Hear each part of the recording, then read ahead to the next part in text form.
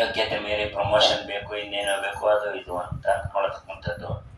ಅಯೋಗ್ಯ ಮೆಚ್ಚನ್ ಪುರುಷಾಪದೇವನ ಸಂಶಯ ಅಂಥದ್ದು ಏನಾದರೂ ಬಯಸಿದ್ದೇ ಆದರೆ ನಾವು ವಸಿಷ್ಠರ ಸಮಾನ ಆಗಬೇಕು ಅಂಥೇಳಿ ಅವರು ಬಯಸಿದ್ರು. ವಸಿಷ್ಠರು ಯಾವತ್ತಿದ್ರು ವಸಿಷ್ಠರೇ. ಅವರು ಚೆನ್ನಾಗಿ ತಪಸ್ಸನ್ನು ಮಾಡಿದ. ಅವ್ರ ತಪಸ್ಸು ಏನಾದರೂ ಮಾಡಿ ಕಡಿಮೆ ಮಾಡಿಸ್ಬೇಕಾಗಿತ್ತು. ಅದೇ ಕಾಲದಲ್ಲಿ ಒಬ್ಬ ರಾಜನ ಮನೆಯಲ್ಲಿ ಕಳ್ಳತನ ಆಯಿತು. ರಾಜಭಟರು ಕಳ್ಳರನ್ನು ಅಟ್ಟಿಸಿಕೊಂಡು ಬಂದಿದ್ದಾರೆ. ಏಣಿ ಮಾಂಡವರು ತಪಸ್ಸನ್ನು ಮಾಡ್ತಾ ಕೂತಿದ್ರು. ಅವ್ರ ಮುಂದೆ ಆ ಗಂಟನ್ನು ಇಟ್ಟು ಓಡಿ ಹೋದ್ರು. ನೋಡ್ರೋ, ಇವನೇ ಕಳ್ಳ, ಸನ್ಯಾಸಿ ವೇಷ ಕೂತ್ಕೊಂಡ್ಬಿಟ್ಟಿದ್ದಾನೆ, ಕರ್ಕೊಂಡು ಹೋಗೋಣ. ಎಲ್ಲ ಕರ್ಕೊಂಡು ಬಂದಿದ್ದಾರೆ. ಅವತ್ತಿನ ಕಾಲಕ್ಕೆ ಶೂಲಕ್ಕೆ ಏರಿಸೋದು ಅಂತ ಒಂದು ಶಿಕ್ಷೆ ಇತ್ತು. ಶೂಲಕ್ಕೆ ಏರಿಸೋದು ಅಂದರೆ ಬಾಳದಿಂದ ಒಂದು ಕಬ್ಬಿಣದ ಕಂಬಿಯನ್ನು ಹಾಕಿದ್ರೆ ಭುಜದಿಂದ ಹೊರಗೆ ಬರಬೇಕು, ಹಾಗೆ ಅಂಥದ್ದು. ಎಷ್ಟೋ ಜನ ಆ ವೇದಾಂತ ಅಣ್ಣಾತೆ ಸತ್ತು ಹೋಗ್ತಿದ್ರು. ಅಂಥದ್ರಲ್ಲಿ ಈ ಪುಣ್ಯಾತ್ಮರು ಸಾಯಲೇ ಇಲ್ಲ, ಎಷ್ಟು ದಿನ ಆದರೂ ಹಾಗೆ ಇದ್ದಾರೆ. ಆಮೇಲೆ ನಿಜವಾದ ಕಳ್ಳರು ಸಿಕ್ಕಿದ್ರು. ಸಿಕ್ಕಿದಾಗ ಇವರಿಗೆ ಭಯ ಶುರುವಾಯಿತು, ಏನಾದ್ರು ಮಾಡಿ ಇವ್ರನ್ನ ಉಳಿಸಬೇಕು ಅಂತೇಳಿ. ಅವರಲ್ಲಿದ್ದಂತಹ ಆ ಶೂಲವನ್ನು ಕತ್ತರಿಸಿ ತೆಗಿಲಿಕ್ಕೆ ಪ್ರಯತ್ನ ಪಟ್ಟರು. ಕೊನೆಗೆ ಒಂದು ಸ್ವಲ್ಪ ಉಳ್ಕೊತು. ಅದನ್ನ ಅವರಿಗೆ ಆಣಿ ಅಂತೇಳಿ, ಅದಕ್ಕೆ ಅವರ ಹೆಸರು ಬರೀ ಮಾಂಡವರು ಅಂತೇಳಿ. ಆಮೇಲೆ ಆಣಿ ಮಾಂಡವರು ಅಂತಾದ್ರು. ಆಮೇಲೆ ಅವರು ಈ ರಾಜ ಅವರು ಇವರು ಯಾರನ್ನೂ ಕೇಳಲೇ ಇಲ್ಲ, ನನಗೆ ಯಾಕೆ ಶಿಕ್ಷೆ ಬಂತು ಅಂತೇಳಿ ಸೀದೆ ಯಮಧರ್ಮರಾಜನ ಹತ್ರಕ್ಕೆ ಹೋದ್ರು. ಯಾಕೆ ಧರ್ಮಗಳನ್ನು ನೋಡ್ಕೊಳ್ಳೋಣ ಅವನೇ ಅಲ್ವಾ. ಅದರಿಂದ ಅಲ್ಲಿಗೆ ಹೋಗಿದ್ದಾರೆ. ಏನಪ್ಪ ಅಂತಾರೆ ಅವಾಗ, ನಿನಗೇನು ಬುದ್ಧಿಗಿದ್ದಿ ಇದೆಯಾ, ಜ್ಞಾನ ಇದೆಯಾ, ನೀ ನನಗಿಂತ ಶಿಕ್ಷೆಯನ್ನು ಯಾಕೆ ಕೊಡಿಸ್ತಿ, ನಾವೇನು ಅಪರಾಧ ಮಾಡಿದ್ದೀವಿ ಅಂತ. ನನಗೆ ಶೂಲಕ್ಕೆ ಶಿಕ್ಷೆ ಯಾಕೆ ಕೊಟ್ಟು. ಯಮಧರ್ಮರಾಜ ವಾಸ್ತವಿಕಾಂಶವನ್ನು ಹೇಳಲಿಲ್ಲ.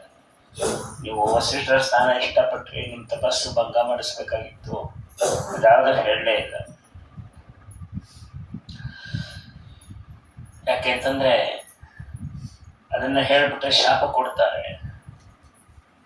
ಪುಣ್ಯ ಕಡಿಮೆ ಆದ್ಮೇಲೆ ಅವರು ಆ ಸ್ಥಾನಕ್ಕೆ ಹೋಗ್ಲಿಕ್ಕೆ ಆಗೋದಿಲ್ಲ ಅಂತೇಳಿ. ಹಾಗಾಗಿ ಅವರೇನು ಮಾಡಿದ್ರು, ನೀನು ಒಂದು ಸಣ್ಣ ಕೂಸಾಗಿದ್ದಾಗ ಒಂದು ದರಬೆ ತುಂಡನ್ನು ತಗೊಂಡು ಸೊಳ್ಳೆಗೆ ಚುಚ್ಚಿದ್ದಿ, ಅದಕ್ಕೆ ಆ ಶಿಕ್ಷೆ ನನಗೆ ಕೊಟ್ಟಿರೋದು. ಅಲ್ಲ, ಯಮಧರ್ಮರಾಜರು ಸುಳ್ಳು ಹೇಳಿ ಶಿಕ್ಷೆ ತಗೊಳ್ಳಿಲ್ಲದೆ ಚುಚ್ಚಿದ್ರಂತೆ. ಇಲ್ಲ, ಅದೇ ಹೇಳ್ತಾರೆ ಅಲ್ಲ, 5 ವರ್ಷದ ಕೂಸು ತಪ್ಪು ಮಾಡಿದ್ರೆ ಶಿಕ್ಷೆ ಯಾರಿಗೆ ಕೊಡಬೇಕು? 14 ವರ್ಷದ ಒಳಗಿನ ಮಕ್ಕಳು ಯಾರೇ ತಪ್ಪನ್ನು ಮಾಡಿದ್ರು ಅದರ ಅಪರಾಧ ತಂದೆ ತಾಯಿಗೆ ಹೋಗುತ್ತೆ. ಆ ಶಿಕ್ಷೆಯನ್ನು 14 ವರ್ಷ, ಅದಕ್ಕೆ 14 ವರ್ಷದ ಒಳಗಿನ ಮಕ್ಕಳ ಕೈಲಿ ಏನಾದ್ರು ಶಿಕ್ಷೆ ಅದು ತಪ್ಪಿಗೆ ಮಾಡಿಸ್ಕೊಳ್ಳೋಣ ಅಂತ ಅನ್ಕೊಂಡ್ಬಿಡ್ತೀವಿ ಅಂತಲೇ ಅದಕ್ಕೆ ಭಗವಂತ ಆ ನಿಯಮವನ್ನು ಇಟ್ಟಿದ್ದು ತಂದೆ ತಾಯಿಗೆ. ಯಾಕಂದ್ರೆ ಮಕ್ಕಳನ್ನ ತಿದ್ದಬೇಕಾದ್ದು, ಮಕ್ಕಳಿಗೆ ಸರಿ ಮಾರ್ಗದಲ್ಲಿ ಕಳಿಸ್ಬೇಕಾಗಿದ್ದು ಅವರ ಕರ್ತವ್ಯ ಅಂತ. ಹಾಗಾಗಿ ಅವರು 14 ವರ್ಷಗಳ ಮಕ್ಕಳು ಮಾಡಿದ್ರೆ ಅವ್ರಿಗೆ ಶಿಕ್ಷೆ ಇಲ್ಲ, ಅದೆಲ್ಲ ತಂದೆ ತಾಯಿಗೆ ಸುತ್ತಕೊಡುತ್ತೆ ಅಂತಂದ್ರು. ನಿಮ್ಮ ಮಕ್ಕಳ ಅಪರಾಧ ಮಾಡದಂತೆ ಹೆತ್ತವರು ಜವಾಬ್ದಾರಿಯನ್ನು ವಹಿಸಿ ನೋಡ್ಕೊಳ್ಬೇಕು. ಇದಾದ್ಮೇಲೆ ಅಂಬಾಲಿಕಾಯಂ ಜನನ್ಯ ಮಿತ್ರೋ ನೈಚಸ್ಸ ಕೃಷ್ಣೋ ಭವತ್ ಅದೇಶ. ಅವನೇನು ಇದರ ರಾಜ ಆಗ್ಲಿಕ್ಕೆ ಸಾಧ್ಯ ಇಲ್ಲ, ದಾಸಿಪುತ್ರ ಆಗ್ಬೋದು ಅವನು. ಇನ್ನೊಂದು ಮಗುವನ್ನ ಕೊಡುವಂತ ಆಗೋದಿಲ್ಲ ವೇದವ್ಯಾಸರ. ಆಮೇಲೆ ಅವರವರ ಯೋಗ್ಯತೆಗೆ ತಕ್ಕಂತೆ ಜಾತಕರ್ಮಾದಿಗಳನ್ನು ಮಾಡಿ ಭೀಷ್ಮಾಚಾರ್ಯರು ಎಲ್ಲವನ್ನಂತ ಮಾಡಿದ್ದಾರೆ. ಅಸ್ತ್ರ ಶಸ್ತ್ರ ವಿದ್ಯೆ ಸಮಸ್ತ ವಿದ್ಯೆಯನ್ನು ಉಪದೇಶವನ್ನು ಮಾಡಿದ್ದಾರೆ. ಅದನ್ನು ವೇದವ್ಯಾಸ ದೇವರೇ ಎಲ್ಲವನ್ನ ನೆರವೇರಿಸಿಕೊಟ್ಟಿರ್ತಕ್ಕಂಥದ್ದು. ಎಲ್ಲರೂ ಒಳ್ಳೆಯ ವಿದ್ಯೆಗೆ ಪ್ರವೀಣರಾದರು. ಅವರಲ್ಲಿ ವಿದುರ ವಿಶೇಷವಾಗಿ ಜ್ಞಾನಾರ್ಜನೆಯನ್ನ ಮಾಡ್ದ ಅಂತಾರೆ. ಅನಂತರ ಪಾಂಡುರಾಜ ಎಲ್ಲ ಕಡೆ ಯುದ್ಧವನ್ನು ಮಾಡಿ ರಾಜ್ಯ ವಿಸ್ತಾರ ಮಾಡ್ದ. ಅವನ ಯೋಗ್ಯತೆಯನ್ನು ಬಹಳ ದೊಡ್ಡದು ಅಂತಾರೆ. ಇದಾದ ನಂತರ ಮಹಾಭಾರತದ ಪ್ರಮುಖ ವ್ಯಕ್ತಿ ಸಂಜಯ.